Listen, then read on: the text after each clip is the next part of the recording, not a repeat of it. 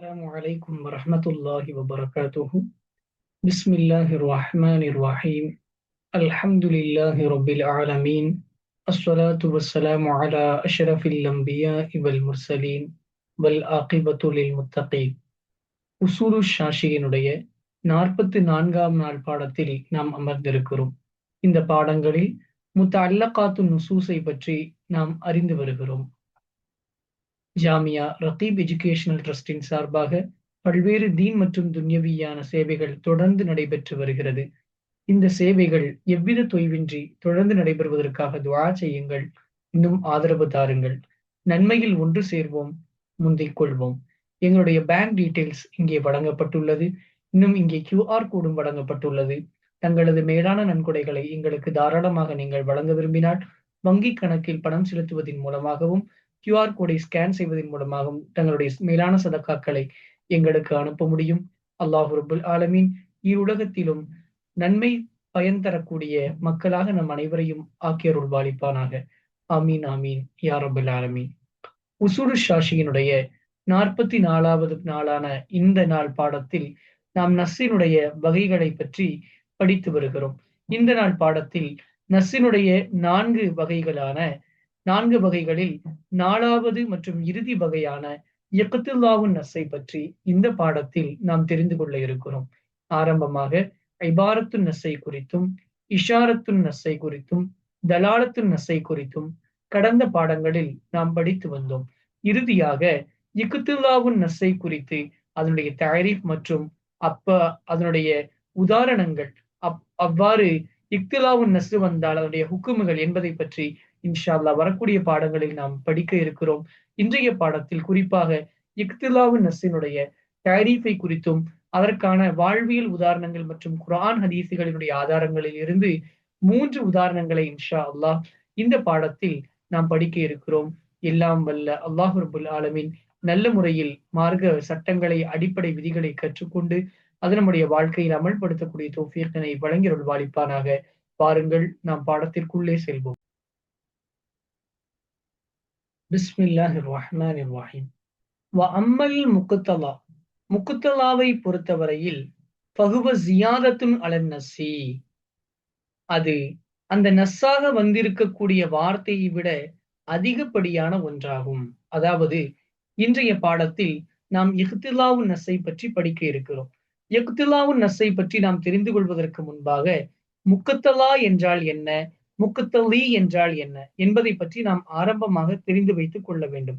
முக்தலா என்கின்ற இந்த வார்த்தை பிரயோகமாகிறது. ஒரு வார்த்தை குர்ஆனிலோ ஹதீஸிலோ வெளிப்படையாக வந்திருக்கிறது. நாம் அதை ஆதாரமாக சொல்லும் பொழுது அந்த வார்த்தை வெளிப்படையாகவே அந்த முத்திலக்காக பொத்தாம் பொதுவாக நாம் அர்த்தம் வைப்பது சாத்தியமற்றது. அது சில வார்த்தைகளை கொண்டு சேர்த்து கொண்டு பார்த்தால்தான் அந்த அர்த்தம் அது தஹக்குக்காகும், உறுதிப்படும், சாபித்தாகும், சரிப்படும். இப்படி வேறு சில வார்த்தைகளின் பக்கம் தேடக்கூடியது, தேவையாகக்கூடிய நஸ்ஸுவின் வகைகளைத்தான் இக்திலாவுன் நஸ்ஸு என்று சொல்வார்கள். அந்த அதிகப்படியான ஜியாதத்தான வார்த்தைகள் இல்லாமல் இந்த இக்திலாவுன் நஸ்ஸினுடைய அர்த்தத்தை நம்மால் உறுதிப்பட சொல்ல முடியாது. அது சஹீஹாகவும் ஆகாது, சரியாகவும் ஆகாது. உதாரணத்திற்கு இன்றைய பாடத்துடைய இக்திலாவுன் நஸ்ஸினுடைய ஒரு மிகச்சிறந்த உதாரணம் நாம் சொல்ல வேண்டும் என்றால், குர்ஆனில் அல்லாஹ் ரப்புல் ஆலமீன் கஃபாரத்துல் திஹாருக்கும் கஃபாரத்துல் யமீனுக்கும் அதற்கான பரிகாரத்தை, அந்த கஃபாராவை பற்றி சொல்லும் பொழுது தஹரீரு ரகபத்தின் என்ற தன்னுடைய குர்ஆனுடைய ஆயத்தில் அல்லாஹ் தஆலா சொல்கிறான். ஒரு ரகபத் உரிமை, அதை தஹரீர் செய்ய வேண்டும். ஒரு ரகபத் என்றால் பிடரி, அதாவது ஒரு மனிதனை நாம் என்ன செய்ய வேண்டும், தஹரீர், விடுதலை செய்ய வேண்டும் என்று குர்ஆனில் வருகிறது. இங்கே ரகபத் என்ற வார்த்தை முத்திலக்காக பொதுவாக சொல்லப்பட்டிருக்கிறது என்றால் யாரை நாம் விடுதலை செய்ய முடியும்? ஏற்கனவே ஒரு அடிமையாக இருக்கக்கூடிய மம்லூக்கத்தான ஒரு அடிமையைத்தான், மம்லூக்கத்தான ரகபத்தை தான், அடிமை தளத்தில் இருக்கக்கூடிய ஒரு ரகபத்தை தான் நம்மால் விடுதலை செய்ய முடியும். அவ்வாறு இல்லாமல் சுதந்திரவானான ஒரு ரகபத்தை விடுதலை செய்ய முடியாது. எனவே குர்ஆனில் ரகபத்தின் தஹரீரு ரகபத்தின் என்று பொத்தாம் பொதுவாக ஒரு முத்திலக்காக ஒரு வார்த்தை வந்திருந்தாலும் அங்கே அது ரக்கபத் என்றால் மம்லூக்கத் என்கின்ற வார்த்தை, அடிமை தளத்தில் இருக்கக்கூடிய ரக்கபத் என்பது முக்கையதாகவும் அங்கே குறிப்பாகவும் முக்கத்தராகவும் தக்தீரில் நாம் இடுவது கட்டாயமாக ஆகிறது.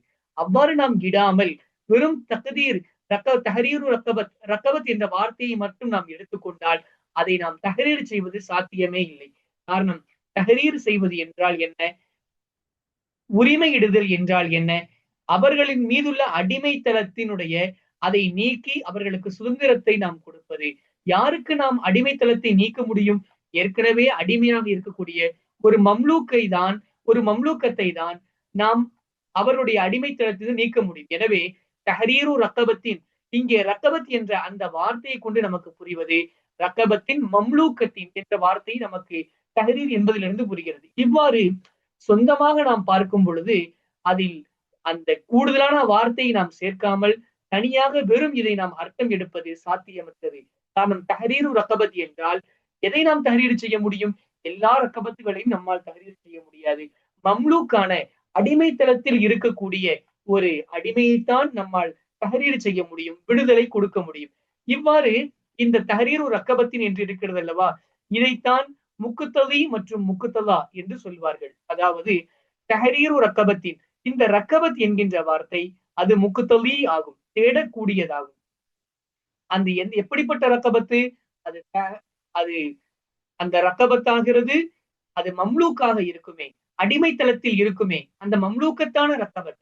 இந்த முக்கத்தில் நாம் வைக்கக்கூடிய அந்த வார்த்தை, இந்த வார்த்தையின் மூலமாகத்தான் இந்த ரக்கபத் என்கின்ற வார்த்தையின் அர்த்தமே சகீகாகும், அது சிஹத்தாகும், அது தஹக்குக்காகும், முத்தஹக்கிக்காகும்.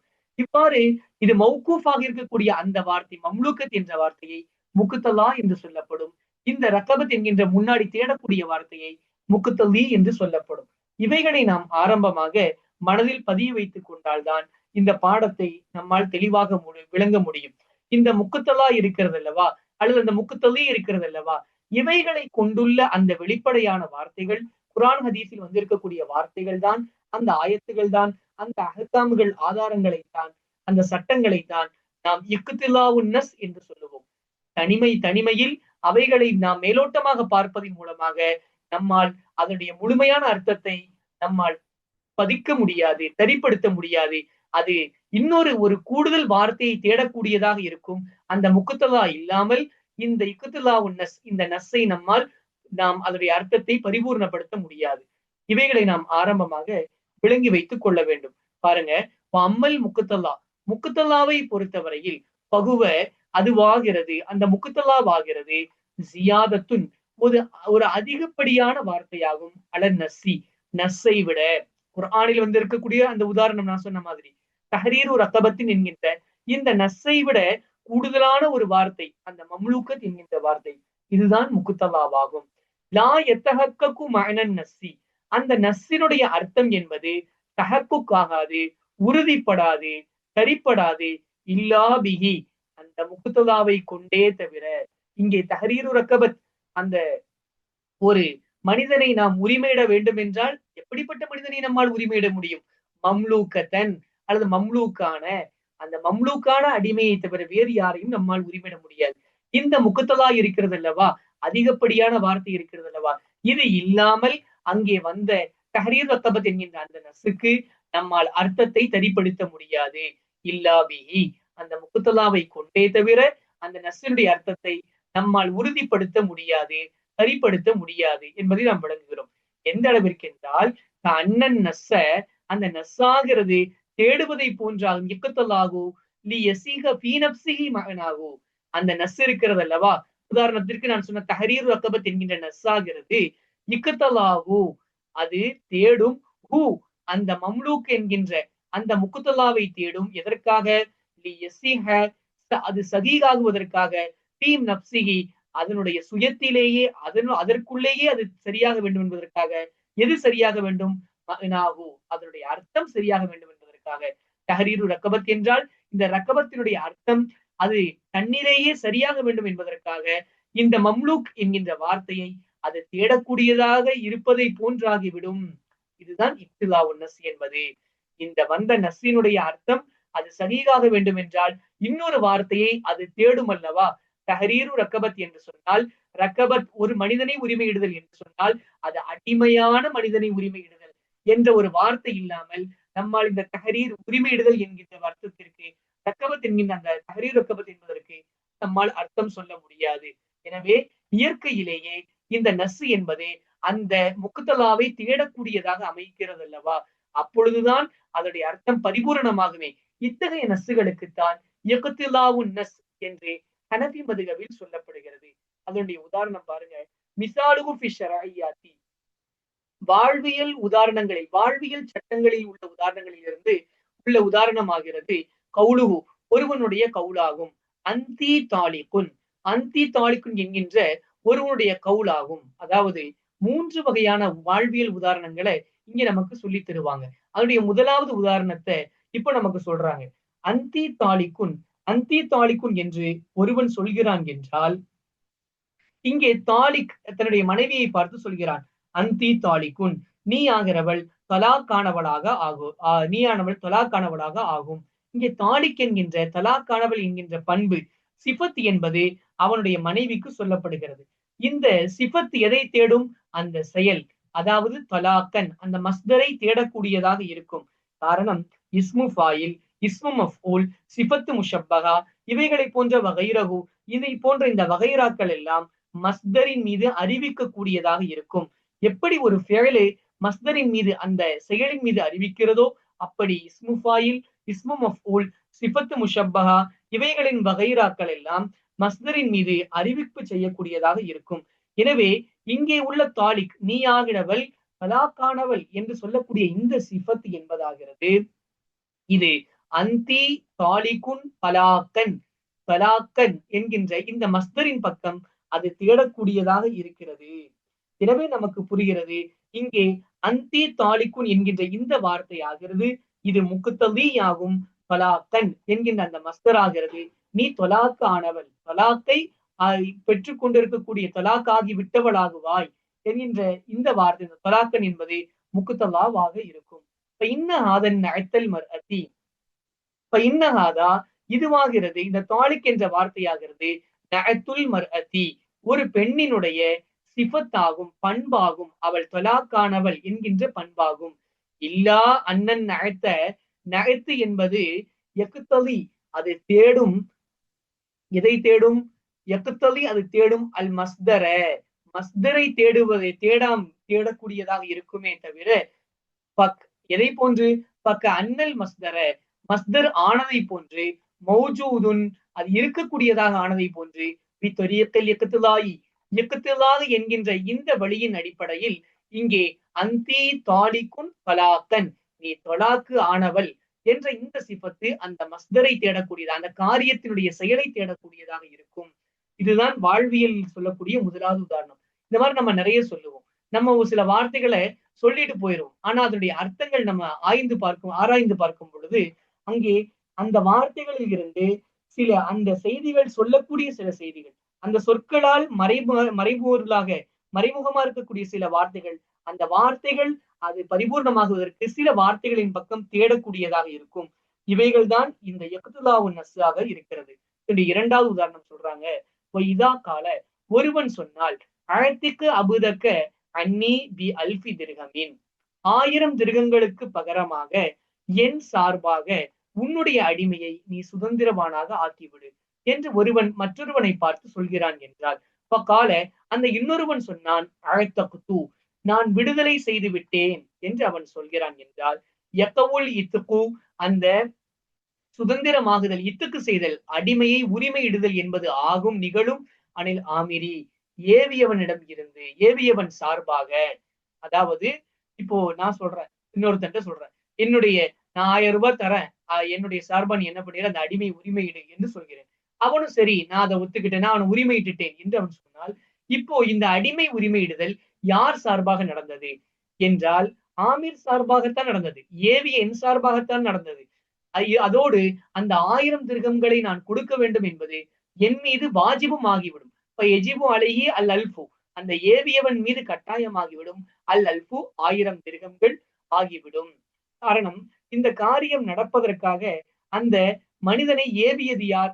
இந்த மனிதன் ஆமீர். இந்த ஆமீர் எதை அவன் நாடி சொல்லி இருக்கிறானோ அதன்படியே அந்த பணத்தை தருவதாக ஒப்புக்கொண்டதின்படி இவன் இத்துக்கு செய்திருக்கிறான். இப்பொழுது இது எதை போன்று இருக்கும் என்றால், அந்த மனிதனிடம் இவன் நான் 1000 ரூபாய் தருகிறேன், அந்த அடிமையை எனக்கு நீ கொடுத்து விடு, அந்த அடிமையை நீ எனக்கு வியாபாரம் செய்ததன் அடிப்படையில் நான் உனக்கு அவனை வக்கீலாக உன்னை வக்கீலாக நான் அவனுக்கு ஆக்குகிறேன், நீ என் சார்பாக அவனை நீ உரிமையிட்டு விடு என்றெல்லாம் இங்கே சொன்னதை போன்று நடந்ததை போன்று ஆகியிருக்கும். அப்ப நான் 1000 ரூபாய் தர்றேன், அவனை நீ விற்று, அவனை விற்று என்றால் அவனை நீ உரிமையாக்கி விடு என்று சொல்கிறான். அவனும் ஒப்புக்கொண்டு அவனை இந்த அடிமையை இவனுக்கு விற்றுவிட்டு அவன் 1000 அவனுக்கு வாங்கி கொண்டு திரும்பவும் இவன் சார்பாக அந்த விற்பனை செய்தவன் வக்கீலாக இருந்து இவனை உரிமையிட்டதை போன்று ஆகியிருக்கும். யக்கவுல் இத்துக்கு அனில் ஆமீர். அப்பொழுது இந்த ஆமீர் ஏவியவனின் சார்பாக அந்த விற்றவன் இத்துக்கு செய்தது இந்த ஏவியவன் சார்பாக ஆகியிருக்கும். அல்பு. அப்பொழுது இந்த ஏவியவன் மீது 1000 திர்கம்கள் கடமையுமாகும். அதே நேரத்தில் வலவுக்கானல் ஆமீரு, அந்த ஏவியவன் ஆகியிருந்தால் நவாபிகி அல் கஃபாரத்த, அவன் தன் மீது இருக்கக்கூடிய ஏதேனும் ஒரு பாவ பரிகாரம், அதாவது கஃபாரத்துல் யமீனோ அல்லது கஃபாரத்துல் திகாரினுடைய அந்த கஃபாராவை அவன் நியத்து வைத்துக் கொண்டால், வலவுக்கான அல் ஆமிரு, அந்த ஏவியவன் ஆகியிருந்தால் எவ்வாறு, நவாபிகி, அந்த இத்துக்கை கொண்டு நியத்து வைத்தவனாக ஆகியிருந்தால், அல் கஃபாரத்த, கஃபாராவை அவன் நியத்து வைத்திருந்தான் என்றால், யக்காவு, அதுவும் நடக்கும், அம்மா நவா, எந்த ஒன்றை தொட்டும் அந்த ஏவியவன் நியத்து வைத்திருந்தானோ அதுவும் நடக்கக்கூடியதாக இருக்கும். மாறாக இதை ஆழ்த்தக்கு நான் இத்துக்கு செய்து விட்டேன், நான் உரிமையாக்கி விட்டேன், அடிமைத்தனத்தில் இருந்து உரிமையிட்டு விட்டேன் என்று அந்த வியாபாரி அல்லது அந்த எஜமானன், அந்த அடிமையுடைய முதலாவது எஜமானன் சொன்னதின் காரணத்தினால் அவன் சார்பாக நடக்காது. இது இவன் 1000 ரூபாய் தருகிறேன், என் சார்பாக நீ அவனை உரிமையாக்கி விடு என்று சொன்னதினால் இவன் சார்பாகத்தான் நடக்கும். இப்ப பாருங்க, இங்க பயன்படுத்திய வார்த்தைகள் ஆயத்திகாபுதக்க அன்னி அல்பி திருகமின், 1000 ரூபாய்க்கு 1000 திருகமுக்கு பகரமாக அவனை என் சார்பாக நீ இத்துக்கு செய்து விடு என்று சொன்னான். இவன் நான் உனக்கு அவனை விற்றுவிட்டேன் என்ற வார்த்தையை வெளிப்படையாக சொல்லவில்லை. திரும்ப நான் உன்னை அவனுக்கு வக்கீலாக ஆக்கி இருக்கிறேன் என்றும் அவன் வெளிப்படையாக சொல்லவில்லை. மாறாக இதிலேயே அவன் முடித்து விட்டான்.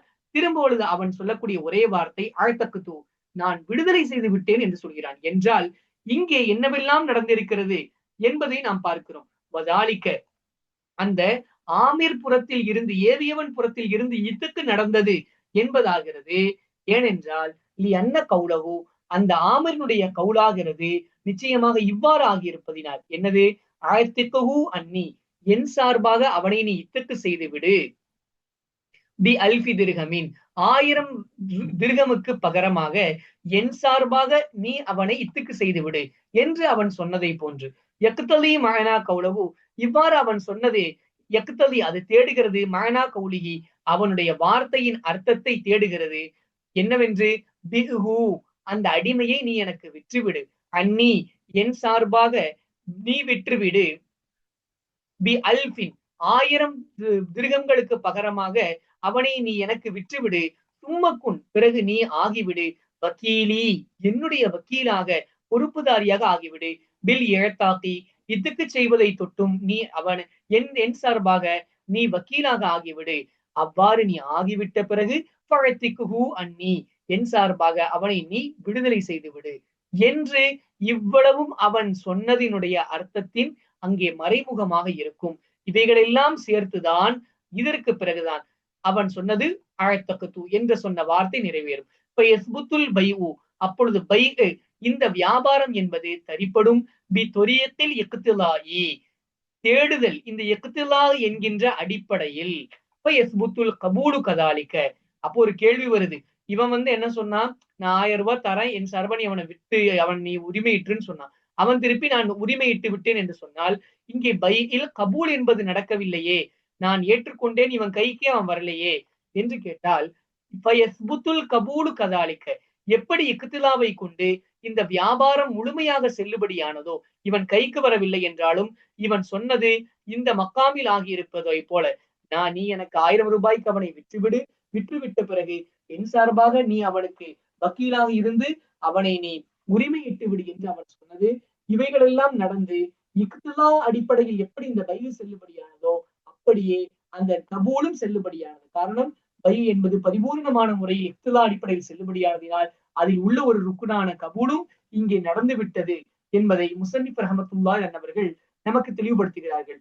அன்னகு ஏனென்றால் அந்த கபூல் என்பதாகிறது ருக்குனுன் ஃபி பாபில் பைஇ, பையினுடைய விஷயத்தில் அது ருக்குனாக இருக்கிறது. இப்போ இங்க ஒரு கேள்வி வருகிறது. வலிஹாதா என்ன வித்தியாசம்னு கேட்டீங்கன்னா, இப்போ இவ்வாறு சொல்லாமல் அவன் சொல்லியிருக்கிறான், அழத்திக்குஹு நீ அவனை விற்றுவிடு பிகைரி ஷையின், அன்னி என் சார்பாக விற்றுவிடு பிகைரி ஷையின், ஒரு ரூபா கூட நான் தரமாட்டேன், நீ அவனை வித்துரு என்று அவன் சொல்கிறான் என்றால், இப்ப இமாம்களுக்கு மத்தியில் கருத்து வேறுபாடுகள் வருகிறது. இமாம் அபு யூசுப் ரஹமத்துல்லாஹி அன்னவர்களை பொறுத்தவரை இப்பொழுது அவன் அழத்தக்கு தூ, இவன் சொல்றான் என் சார்பாக நீ அவனை என்ன பண்ணிரு, உரிமையிற்று, எந்த காசும் நான் தரமாட்டேன் என்று சொன்ன பொழுது அவன் சொன்னான் நான் உரிமையிட்டு விட்டேன் என்று சொன்னால் இது ஹிபத்தை போல, இவனுக்கு அன்பளிப்பை மூலமாக அல்லது அன்பளிப்பு வக்காலத்து பொறுப்பு சாட்டுவதன் மூலமாக அவன் இத்துக்கு செய்ததினால் இது ஆமிரை தொட்டு நிகழும் என்று இமாமுனா அபு யூசுப் ரஹமத்துல்லாஹி அலைஹி அன்னவர்கள் கூறுகிறார்கள். ஆனால் அதே நேரத்தில் தொரஃபைன்கள் இடத்தில், அதாவது இமாமுல் ஆலம் அபு ஹனீஃபா ரஹமத்துல்லாஹி அலைஹி அன்னவர்களிடத்திலும் இமாம் முகமது ரஹமத்துல்லாஹி அன்னவர்களிடத்திலும் இப்படி பிகைரி ஷையின், ஒரு காசும் இல்லாமல் நீ அவனை விற்றுவிடு, அவனை நீ இத்துக்கு செய்து விடு, அவனை அடிமைத்தனத்திலிருந்து உரிமை நீக்கிவிடு, அவனை உரிமையாக்கி விடு என்று சொன்னால் அப்பொழுது அது ஆமிரை தொட்டும் நடக்காது, மஅமூரை தொட்டு நடக்கும் என்று தொரஃபைன்கள் இமாம் முகமது ரஹமத்துல்லாஹி அன்னவர்களும் அவர்களுடைய உஸ்தாது பெருந்தகையான இமாமுல் ஆலம் அபு ஹனீஃபா ரஹமத்துல்லாஹி அன்னவர்களை தொட்டும் அறிவிக்கப்பட்டிருக்கிறது. இந்த ஹிலாஃப் இமாம்களுக்கு மத்தியிலான கருத்து வேறுபாடின் அடிப்படையை இந்த கபூலில் இருந்து நம்மால் விளங்க முடியும். பாருங்க, வலிஹாதா இதன் காரணத்தினால்தான், அதாவது ஒரு இந்த ஏவியவன் அவன்கிட்ட 1000 ரூபாய்க்கு நான் கொடுத்துட்றேன், உனக்கு தர, நீ அவனை விடுமையிற்று என்று சொல்கிறான், அவனும் ஓகே என்று அவன் நான் இத்துக்கு செய்து விட்டேன் என்று சொன்னால் இவனை கபூல் செய்யாமலேயே, கபூல் கபில் தூ என்று இவனுடைய கபூல் இல்லாமலேயே டைரக்டாக அவன் இத்துக்கு செய்து விடுகிறான்.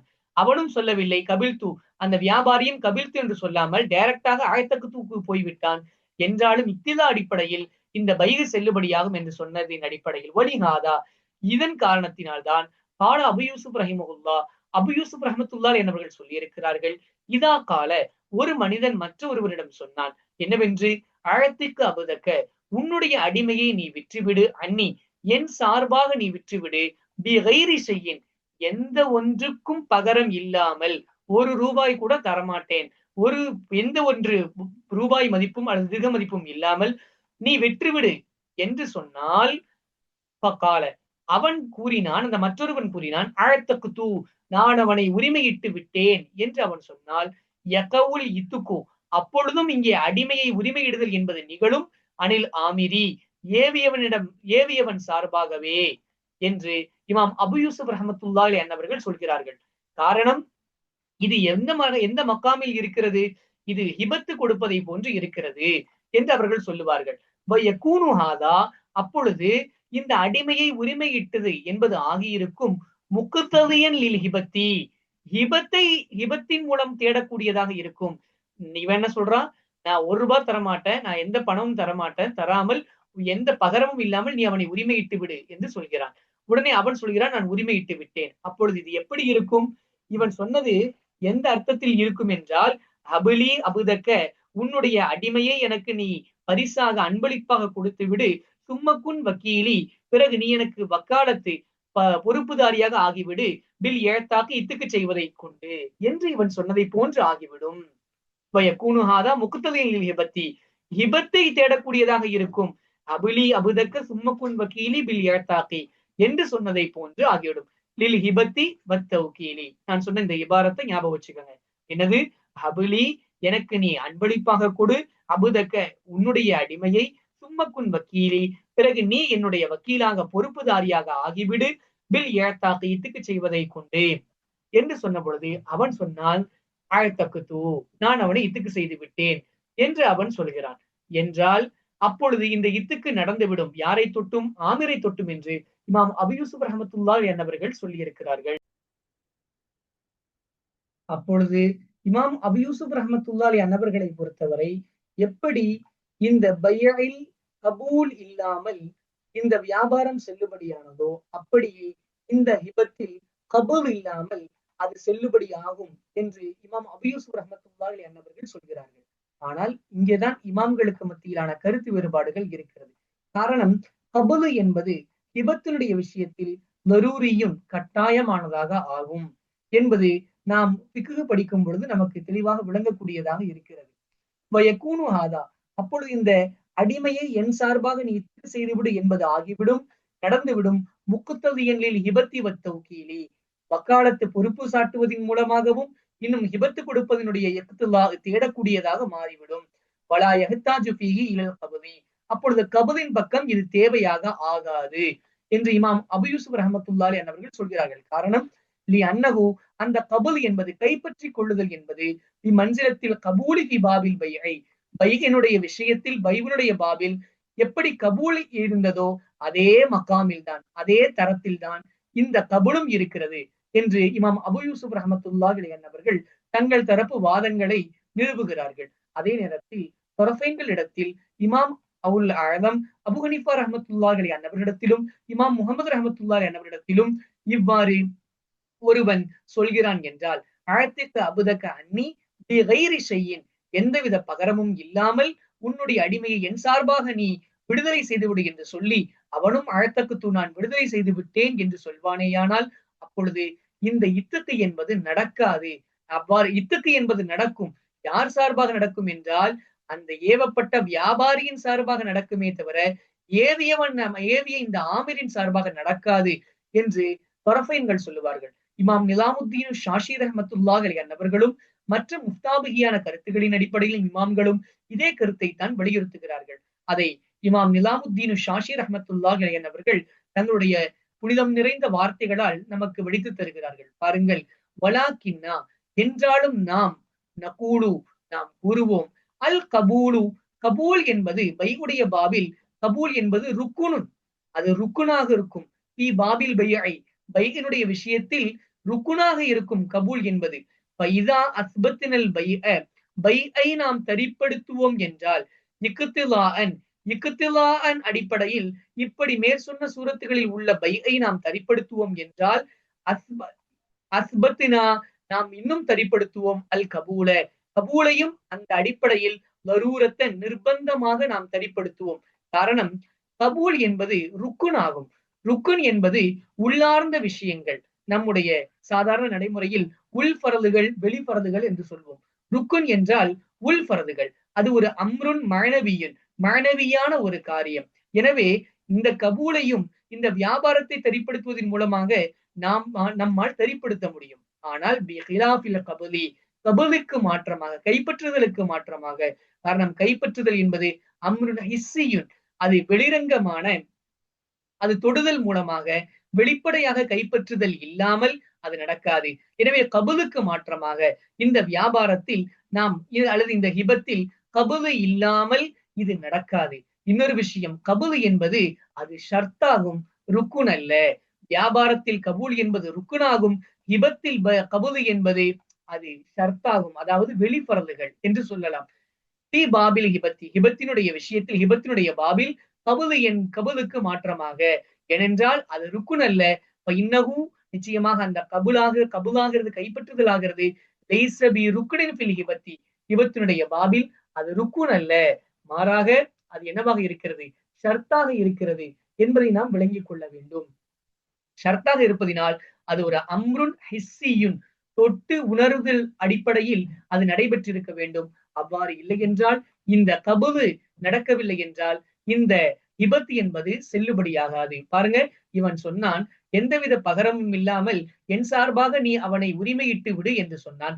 அவனும் சரி, நான் அவனை உனக்கு ஹிபத்தாக கொடுத்து விட்டேன், நீ என்று பெற்றுக்கொள் என்று அவனும் கபூல் செய்கிறான். கபூல் செய்கிறானோ இல்லையோ, அவனிடம் இருந்த அந்த அடிமை இவனுடைய கரங்களுக்கு வந்து விடுகிறான் என்றால், இவன் அந்த அடிமையை கபூல் செய்து கொள்கிறான், கைப்பற்றி கொள்கிறான் என்றால், இதற்கு பிறகு மீண்டும் இந்த அடிமையை அவன் வக்காலத்து கொடுத்து இந்த அடிமையை நீ உரிமையிட்டு விடு என்று அந்த வியாபாரியிடம் சொல்லி அந்த வியாபாரியும் அதை ஏற்றுக்கொண்டு உரிமையிட்டால் அப்பொழுது செல்லுபடியாகும். காரணம், அங்கே கபுல் என்ற ஷர்த்து வெளிப்பறது நடந்திருக்கிறது.